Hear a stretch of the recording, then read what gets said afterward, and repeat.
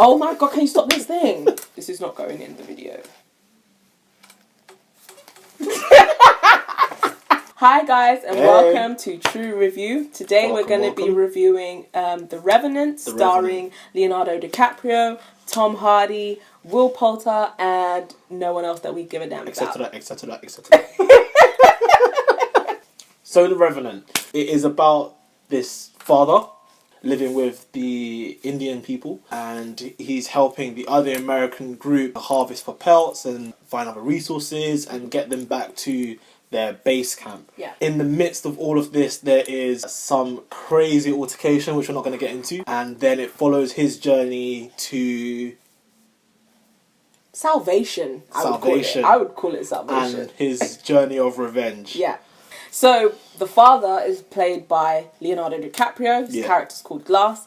The main antagonist in the film is played by Tom Hardy, whose character's called Fitzgerald. And they're accompanied by a band of brothers, I would say, including the young Will Poulter in the film. I would say this film just had no chill. Like, it had no chill. It had no chill. Okay, if you're going to watch The Revenant, do your research, because apparently the film's based on a true story. I wouldn't call myself dim, but I didn't get it. I'm not gonna lie. I was so confused from the start to the end. I didn't know where they were. I didn't know when they were. I didn't know who they were or what the hell was going on. It was just a bunch of stuff happening on a very big screen. But the acting was good. So basically, don't watch the movie.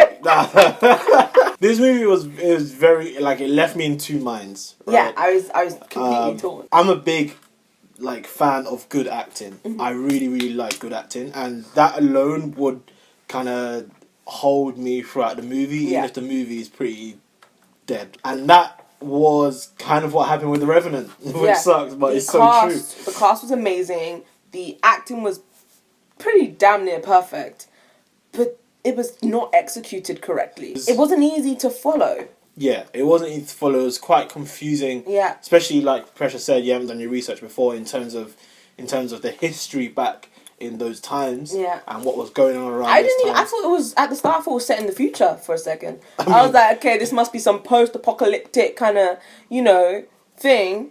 And then it turned out that at the end of the film, he told me that it wasn't.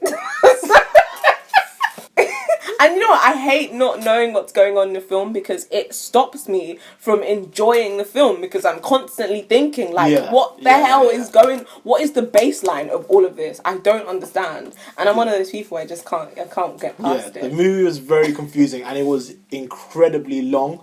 It's about 2.5, 3 hours. Yeah, wait. One thing I will say, some of the action scenes are just insanely good. Yeah, some of the best raw acting I've seen in terms of action. I won't go into much detail, but there's a scene quite early in the beginning with Leonardo DiCaprio, and it had me yeah, I was holding my head in the cinema, because I couldn't believe it. I was I was like that. Yeah, I've got a high tolerance for for pain, right? Blood and this kind of stuff. Gore. But I was literally I was about to pass out. It was really, really good. Yeah. Leonardo DiCaprio, probably one of his best performances. I don't know.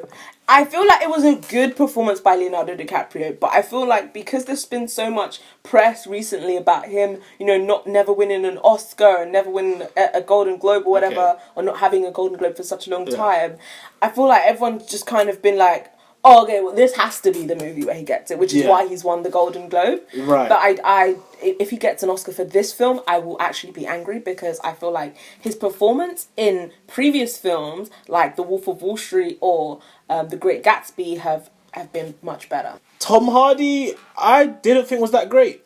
He wasn't. It wasn't one of his strongest performances. I feel like he reverted a bit back to his Lawless character. Right. Another Southern character that he's playing. I feel like he's becoming a bit, dare I say it, typecast. Yeah. I was actually thinking the exact same thing. Even the way, his mannerisms and the way he was speaking, it was and the way he walks, and I was like, oh man, I've seen this before. Yeah, don't get us wrong, it was still a good performance, but it just gets a bit boring after a while. Right. Yeah, which is a shame. He's in my top 3 along with Jake Gyllenhaal. Yeah, he's a G. But yeah, I mean, Gyllenhaal, get it?